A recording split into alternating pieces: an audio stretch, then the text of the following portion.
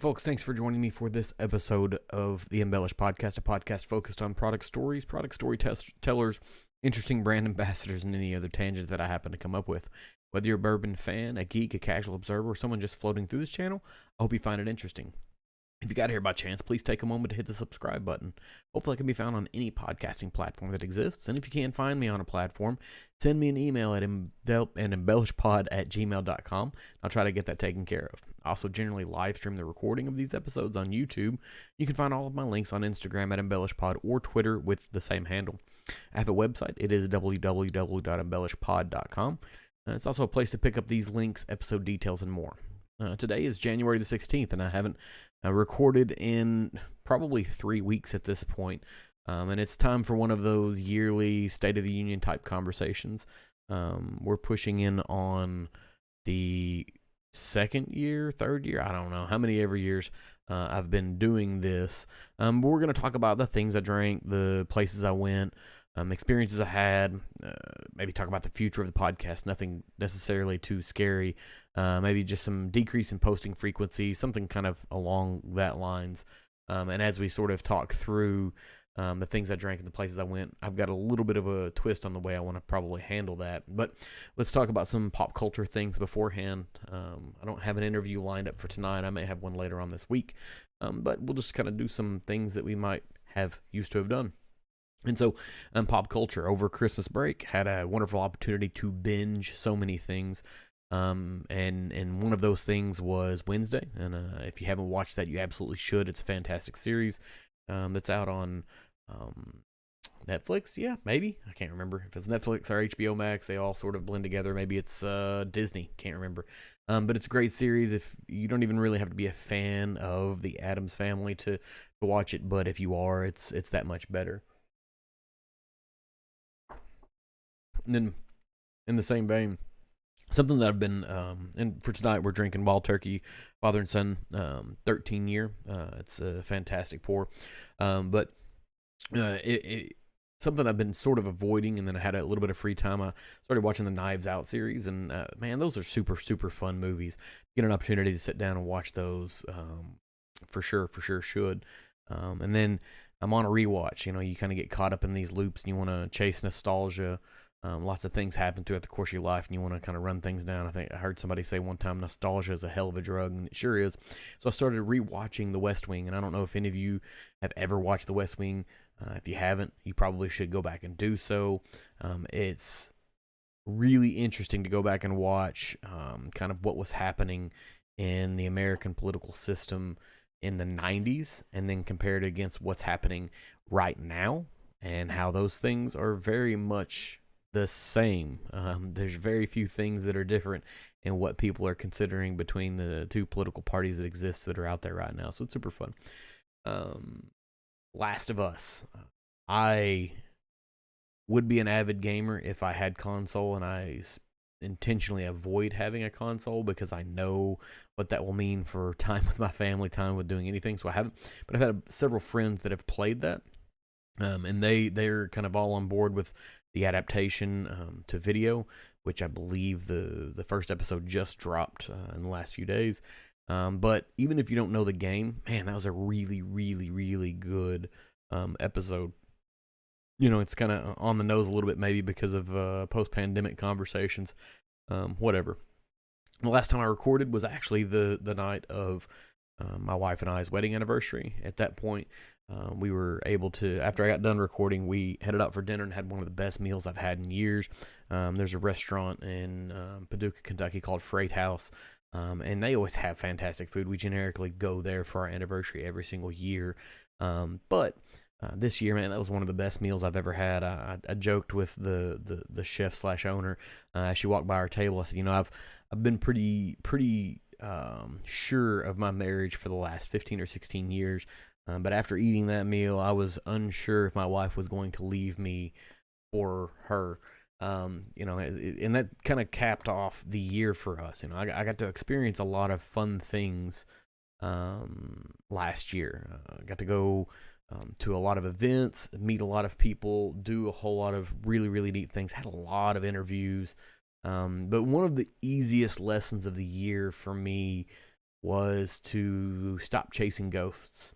I don't usually spend a lot of time chasing unicorns, and if you don't know what I'm talking about, unicorns being those super hard to find allocated bottles that you only see on somebody's podcast where they're talking about, oh, I got this wonderful thing.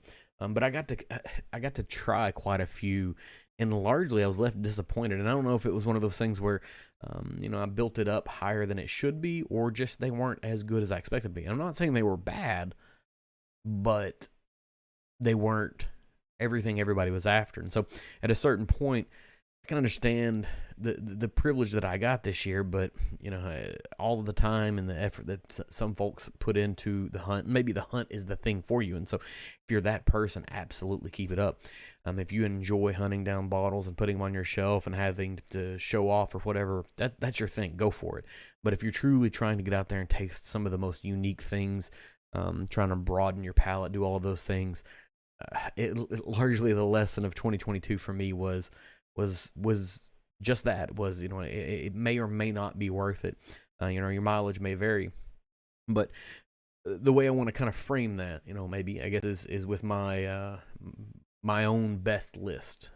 And luckily, we're in 2023 now, and so my best of list can't be used for anyone's gift purchasing at the end of the year, for anybody trying to chase down allocations, and that's sort of by design, because who the hell am I to give you advice on what you should be purchasing for yourself or for anyone else? I'm just kind of some random guy that's sitting in his office talking about whiskey in some sort of an esoteric way. And so we'll start off with some honorable mentions for 2022. And the first one of those is going to be Knob Creek 18 year. And I love this bottle. Absolutely, thoroughly loved it. If you aren't a person that likes oak, then you won't be a fan of this, but it felt appropriate for the age that it was. It was delicious, and it's hard to separate. Was it delicious because of how I got to try it, or was it delicious because it was specifically delicious? And it was one of those that I had an opportunity to try while I was at the Kentucky Bourbon Festival, and kind of talking about the fact that the event itself was fantastic, but I had an opportunity to sit down with a handful of other Instagram personalities, social media people, influencers, whatever you want to call them, and some of them might even take objection to the word influencers because they don't like the connotation that it brings. But we were able to sit down just as a group of friends and drink some whiskey together. We went to a Jim Beam event in one of the tents, and they shared out some Knob Creek 18 year, and it was absolutely fantastic. But I feel pretty comfortable in the fact that I still like it because I was able to grab a bottle at the end of the year during an allocation lottery. But still kind of, if I had not had that nostalgic moment, that moment where I was hanging out with friends and drinking some fine whiskey together, would I have enjoyed the bottle that I actually purchased afterwards? Maybe, maybe not. I don't know. And that's kind of I guess maybe the point of what I'm going to talk about tonight is that these flavors, these bottles, these things that we have are going to be linked into a memory. And sometimes that's more powerful than whatever actually was in the bottle to begin with. And so the next honorable mention I have is going to be Bardstown Bourbon Company's Chateau de la Baude. And this is one of the things that I think Bardstown Bourbon Company does really, really well in their finishing cask series.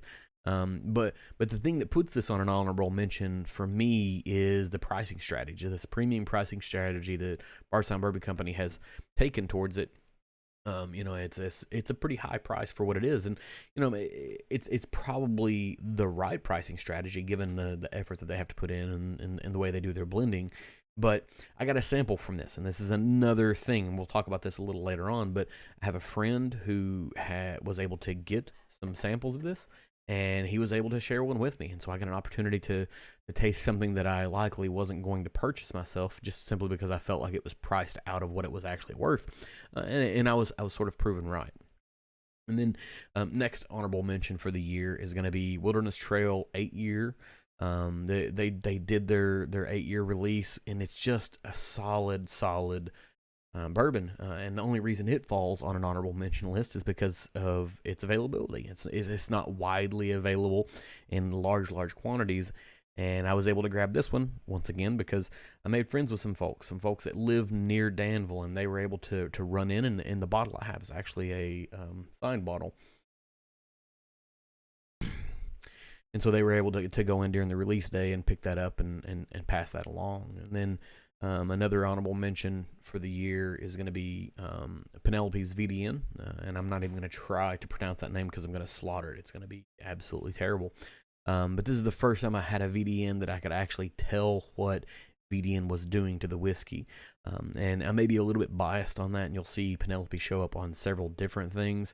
But you know, I got an opportunity to talk to the guys from Penelope, and I've spent some time with some of the brand folks out in the field, and you know, I feel like I could fairly easily call myself a friend, at least with a couple of them, and it's great that way. And then the Yellowstone Limited Edition 2022, I think it was finished in Marsala casks, if I remember.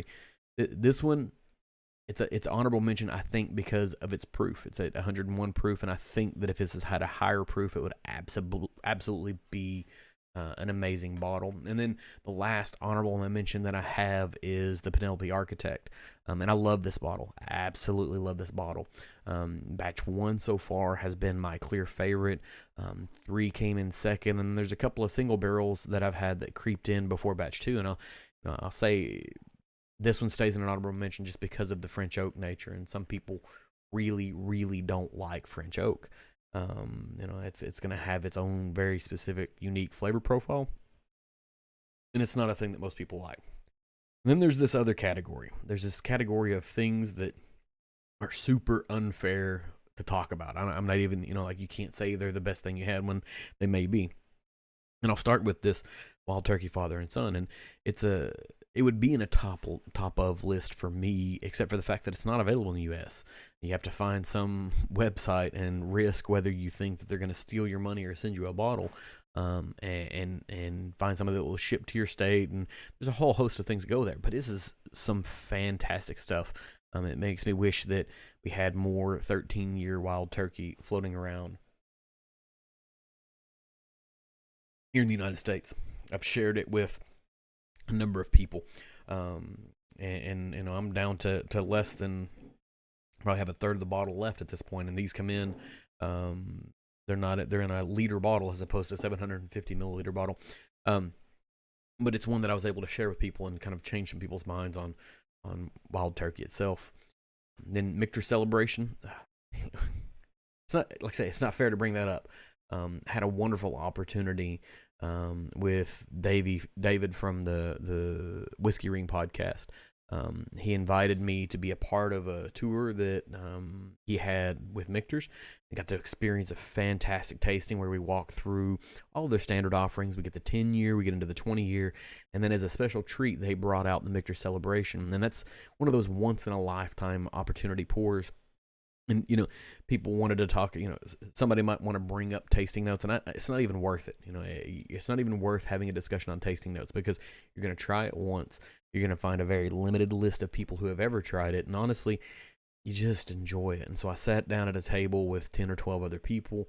We all drank the same thing, and man, it was just a wonderful, wonderful experience. And there'll be some advice kind of at the end of this thing, and it's going to kind of key back into some of these experiences. And then had some 1970s Beam that I actually picked up a decanter and was able to share with some friends at a bottle share. And you know, those things are relatively inexpensive. It does not hurt to try to reach out and grab a hold of one, to taste something. You know, I've talked about it a number of times on this podcast.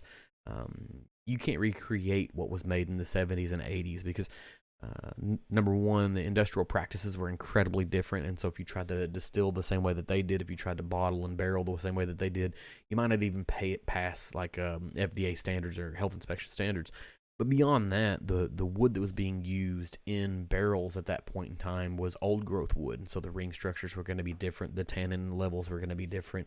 They were going to be, you know, wild growth wood as opposed to farm wood, so they're going to genetically be more resilient. There's a ton of things that kind of go into play of what make these 1970s and 80s and to some degree 90s, 1990s bourbons different. And then kind of thinking beyond that these are all blended whiskeys, and in the 70s, whiskey wasn't super popular, and so while we think Jim Beam might put 6, 7, 8 year whiskey in their blends, you can guess that there's probably some 15 to 20 year blended whiskey that might be floating around in some of these because it wasn't super popular.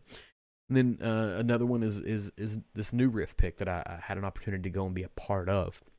And that has to do with my participation in the community of another podcast. I had an opportunity to go be a part of a pick, and so that one's sort of in the unfair category as well, because how many people have an opportunity to have a bottle that they picked themselves?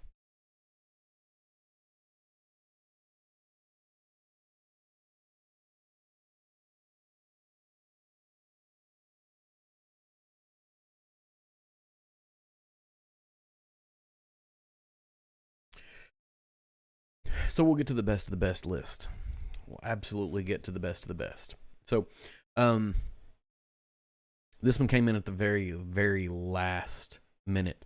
2XO from Dixon Deadman is one of the best bottles that I had in 2022. Realistically, the flavor profile was amazing.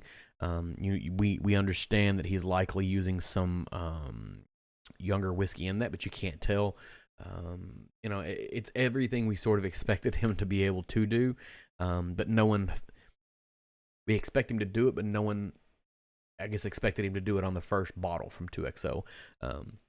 The success that he had at Kentucky Owl, and then the success doing this, all it does is prove that he has a super fantastic palate and a super amazing ability to be able to put together what is a delicious blend. And luckily I got a chance to talk to Dixon in December and kind of share some of his insights, and man, what a wonderful experience. And it's literally probably the best, maybe most approachable whiskey that's going to be on my list for 2022. Next one is going to be Vantage. Barrel Craft Spirits is probably one of the most unique blending houses that exists in North America. And I think this is a trend we're going to see more and more of. And I shared a few things on social media today. I kind of talked about in 2022 a lot that I thought American Single Malt or blended whiskey was going to be the next thing. And it looks like American Single Malt is starting to hit, because you see Jim Beam coming out with one, and you see Jack Daniels, so Brown-Forman's getting into that game. Some of the major players are getting into it. But I think now that they're going to start getting into it, some of these other smaller distilleries are going to focus on blending and unique blending, and that's exactly what Vantage is doing, and our Barrel Craft Spirits is doing. And with Vantage, there's French Oak, and they just do a bunch of really interesting finishes and blends to create unique flavor profiles. I'll say, the Barrel Craft Spirits booth at the Kentucky Bourbon Festival was one of the busiest booths there were, and mainly because they were pouring good whiskey, but they were also making fantastic cocktails with it, and so they're trying to make something that fits both avenues. Somebody who wants to sit down and have a neat pour of whiskey, and like a neat pour of seagrass in the middle of the summer is absolutely delicious, and a really solid pour of Armida in the spring or fall on a brisk day is a wonderful thing to do. And this Vantage, this may become the wintertime pour for you. It's not because of proof or anything else, it's just maybe flavor profile. So what they're doing is great stuff. And like I said, I got an opportunity to taste some things from them at the Kentucky Bourbon Festival. And then next one, this is a bottle that met anticipation, right? And so you think about all of these allocated bottles that are tough to get a hold of. The Russell's Reserve 13 in 2022 was fantastic. And, I'll talk about some later on that did not meet my expectations, but this one did.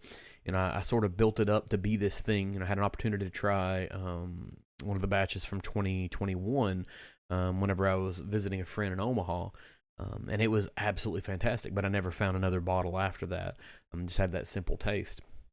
And then to be able to sneak into one in 2022, I had already had a significant expectation of what it was going to be, and it absolutely met it. Next one that makes a best of the best, and so we're looking at 1, 2, 3, 4. This is fourth, and these aren't necessarily in order. 2XO was number one, but everything else, you could probably change that given any specific day. But it is Borrowed Page. And so Chase and Devin from American Mash and Grain, they did something really, really, really interesting. They picked up 4 different distilleries in North America and blended what is probably one of the most unique bottles of whiskey that is on the market right now. And to be able to kind of do that with the 4 whiskeys that they selected, it was amazing. And having a chance to talk with Chase and Devin twice this year, once during our Borrowed Page episode, and then once during the final Craft Whiskey Roundtable that I was able to do. It was a special pour, and the thing is, I didn't even get to try it until after the episode was over, and so they weren't, kind of hyping me up, and it wasn't a part of the episode itself. It was something that I was able to sit down and drink in the solitude of my home and decide whether I thought I liked it or not. And that's sort of the way it goes, is that if I think something is good, I'll tell you about it, but if I think something is bad, I'm likely not going to post about it unless someone specifically wants me to. There's the things that I'm going to say didn't meet expectations. I'm not going to say they were bad. I'm just going to say they didn't meet what I thought they were going to be. And I don't think anyone would be ashamed of buying them. Just kind of goes to the point that not everything is going to be as amazing as you think it's going to be. And then the next one is a huge, huge surprise. And so this summer, got an opportunity to travel with my family to Washington, D.C., kind of do the American government trip with your children, kind of let them experience all the things that DC has to offer. And while we were there, we went through George Washington's home, and as a part of that, they have their own whiskey that they distill on site, and they have the straight rye, and it's significantly expensive, absolutely significantly expensive. But it was they have an opportunity to buy the little 50 ml bottles. Little travel bottles, and I picked up 2. I was like, I'll drink one while we're here, and I'll save one to go home and kind of taste later on. And I'm really glad I did, because I didn't expect it to be good. It feels gimmicky, it feels tourist shop, gift shoppy, and it's exactly what it is. But man, that was a really, really good whiskey. It's not something that I would actually probably buy a full bottle of. I probably would actually. If I went back, I would probably buy a full bottle today. But I would milk that for years and years, because it's just surprisingly good, just super surprisingly good. And it was one that I had almost no expectation, and it just kind of blew me out of the water. And then the last one, and I didn't get an opportunity to try all 4 of the 2022 Booker's batches, but I'll say of the 3 that I did try, any one of them can be considered fantastic. But I think I would probably look at Lumberyard as number 1. Sweet Tea is number 2, and I can't remember what the other batch, which was the first batch, is. Like I said, I didn't get to try Pinkies, but it's everything I wanted a Booker's to be. It was a fantastic pour. It was worth the money. It was all of these things. And then we get into this list of things that I really, really wanted them to be awesome, and they fell short of that. It's not that they were bad; they just fell short. And the first one is going to be the Remus Gatsby, and a lot of people really, really, really liked that bottle this year. It just, I don't know, it didn't taste great to me. It didn't taste like everything everybody had said it was.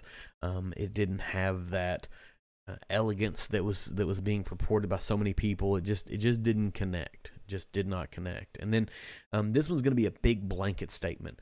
And this one's probably the most disappointing thing on the list for me, is most of the Maker's Whiskey Drop series, the BRTs and the DNA. So the BRT 01 and 02, I've gone back to them 3 times, and I just can't get there with it.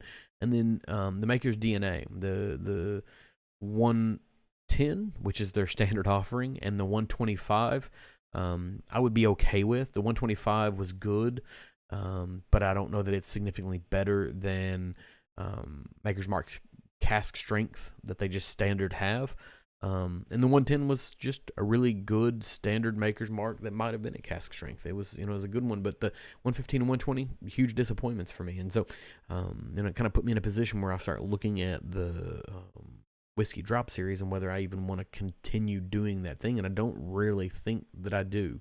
I think that's something that I want to kind of fall off of. But then there's the Penelope Tokai, which, here's the thing, is I don't know. It's not something that I was just like, oh, I want it to be great, like the VDN and the Architect and a handful of other things that, the Toasted series, like everything I've had from Penelope has just been a banger. And the Tokai, it could be, because I don't know what Tokai tastes like, it could be that I just don't like Tokai, and what it does to the whiskey doesn't help me, but it made it feel, it gave the whiskey a younger feel than anything else they've done, and I'll drink through it. I mean, it's not a bad bottle, like I said. I mean, maybe it was unrealistic expectation that was set by the other Penelope bottles that I had picked up over the past 2 years, 3 years, or whatever. It didn't connect where I wanted it to connect. And then the last one, and I say last one, but there's a couple that I could probably throw on relatively easily, but the OKI Reserve, and I was able to snag the first single barrel of OKI as it came back on the market, the Taste Select Repeat bottle that they did, which was fantastic. It was absolutely fantastic. But then they did this OKI Reserve, this blended thing. It just didn't pop for me, right? And I don't know, it just didn't connect. It just didn't get there. And then as I think about other things, the High West Midwinter Nights Dram, it was on the cusp of being disappointing. I've gone back to it a couple times and it's gotten better. Yellowstone did the exact same thing. The LE Yellowstone, the first time I tried it, it wasn't what I wanted, and the second time it was a lot better. And maybe it just needed some time to breathe, possibly. And I'm trying to look around to see if there's something else that I missed that I probably should be mentioning. But these are the things that I tasted through. I was able to taste the Remus Gatsby because a friend sent me a sample. I was able to have a bottle of Penelope Tokai because another friend and a person who's listened to this podcast had the opportunity to kind of get it my way. The same thing happened with the 2XO. I was able to snag that because someone was able to send one my way. And that kind of goes into maybe the lessons that kind of come out of all of this, is that find your community within the whiskey group, right? And so this is gonna be the beginning of an opportunity for you to try, but you don't want to spend all the money. You don't want to chase down all the bottles yourself. There's an opportunity to go and be a part of these things, right?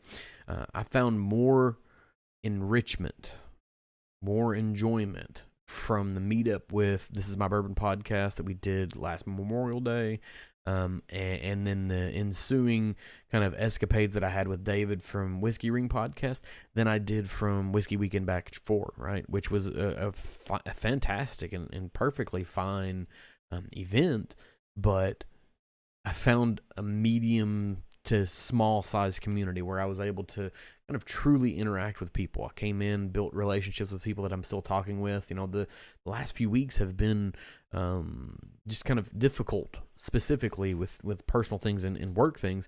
And some of these people that I met that I didn't know, 365 days ago, I did not personally know any of these people, but they've reached out. They've asked about life. They've asked about how things are going. And you have that opportunity to build these relationships with people anywhere. In the Kentucky Bourbon Festival, I went in 2021, which was a fantastic event. But then I went again in 2022, and I was able to meet up with some friends and kind of hang out and experience the event with them. It kind of opened up the feeling of it all. And this particular spirit, I've said it a number of times, but it's very much a communal spirit. It's about friends, right? And that's the advice, is like, find these groups, participate in them. I'm in the chats sometimes with the junkies just like everybody else, the bourbon junkies just like everybody else, or the podcast, or some of these larger groups. But at the end of the day, there's tons of these smaller groups. There's regional groups, there's local groups, there's places where you can actually interact with people. I was at a lottery back at the end of the year, and I got to meet up with a couple of people that I know off of Instagram that live 45 minutes from my home, but I've never seen them in person, right? And so now I've got an opportunity. Maybe we'll go share some samples and hang out and kind of make these relationships. And it's kind of weird for a person who is putting all the things out on social media, doing the podcast, doing a YouTube channel, whatever this stupid thing is that we do, telling you to kind of walk away from this and just participate with people in the real world. But that's what it is, right? The spirit is about friends. Go make them. Share samples. Check on your friends. You never know what's going on in people's lives. And so that's going to kind of pivot us to how things might change with this podcast. And we all have different things. And when I began this with the idea that I wanted to have interesting conversations with people, and I absolutely want to continue doing that. That's the thing that I enjoy the most. But I've also had some conversation with some friends that they really enjoyed what I was doing before I was doing interviews explicitly, where I was kind of trying to build a central idea and link three things together and kind of talk through them, these more bite-sized pieces. And so what I can say, what I do expect to do is kind of, between life, work, kids, all the different things, I'm going to shoot for one interview per month, right? So there may only be one episode per month for the rest of the year. So it could be just 12. And if that hits on my viewership or listenership, it is what it is. I understand people like consistency, people like repetition, people like all of those things. But if you're anything like me, I find myself looking at my list of podcasts to listen to on Monday morning, and I'm like, I'm never going to catch up, right? And so maybe this is an opportunity to decrease how often you have to worry about whether you're going to listen to me ramble or not, or clear up some space, or maybe it just gives you an opportunity to say, hey, you know what, I'm going to reevaluate, I'm going to find something else I want to listen to. And if that's what you want to do, absolutely go out and listen to This Is My Bourbon podcast, listen to Whiskey Ring podcast, hop over and look at Beer Lovers of Wisconsin on YouTube. Like there's some friends out there that are doing some really fun things, and I encourage you to go participate in what they've got going on. But for me personally, I know I'm going to back up to at least I'm going to shoot for one interview per month. And I've got a list that I'm working on of people that I'm going to target. And right now that list is 14 names on it. And a couple of them are somewhat finalized already. But that could be the entire 2023 season from the Embellish podcast. Now, there might be a couple times where I get a weekend free, and I might sit down and record some of these common theme ideas and kind of lay them out interspersed amongst everything else. But there's no guarantees. Like I said, what I'm targeting is one episode per month that is going to be interview based. It may be whiskey, it may be music, it may be coffee, it could be any number of things. It could be an author. Hopefully we get some more of those, because those people are super interesting. Whatever happens. But these are the people I'm going to target. Now, if there are other people that reach out and say, hey, we'd like to hop on an episode with you, that kind of opens things up. But as far as my bandwidth to reach out to people, to plan, to do all of these things, I don't know how much of that I've got available in 2023. A lot of things are kind of in the air. And so that's sort of the plan. And, I appreciate everybody who's been here. I've crossed some barriers that I didn't think I would cross, as far as downloads and listenership and all of these different things. And I don't get too invested in numbers, because I had a really wonderful conversation a while back with Chris Blantner from Urban Bourbonist or Bourbon Charity, or whatever else you want to, whatever other thing that he happens to be doing, because that guy's everywhere. Where, he was talking about, sometimes people get wrapped up in how many followers or how many listeners, how many whatever. But I agree with him. I think it's more likely when you have 10, 15, or 20 followers that one of them is likely to take action, right? And so your percentage of conversion between the people you're talking to and the action that they take is much higher than someone who has 10,000, who still might only get one or two people to kind of take action. So, this has never been about largesse or growth or being the most known voice in whiskey tube or whiskey podcasting or whatever, because at the end of the day, I don't have the time or the interest to do that. I want to have the conversations I want to have. I hope other people find them interesting, and I hope people kind of keep listening and participating. And so that's kind of where we're at. We've rambled for 36 minutes now. Fantastic. Thanks for tuning in for this offering from the Embellish Podcast. If you enjoyed this, please leave me a review on whatever platform you have to be consuming this on. Leave a comment if possible. Hit me up on social media at Twitter or Instagram using EmbellishPod and give me a follow so you can keep up with what's going on here. I can also be found at www.embellishpod.com with all of these links, accounts, contact details, and more. I'll be back again next week. Maybe not. I'll be back again soon with another new offering for you. So until then, cheers and thanks for hanging out.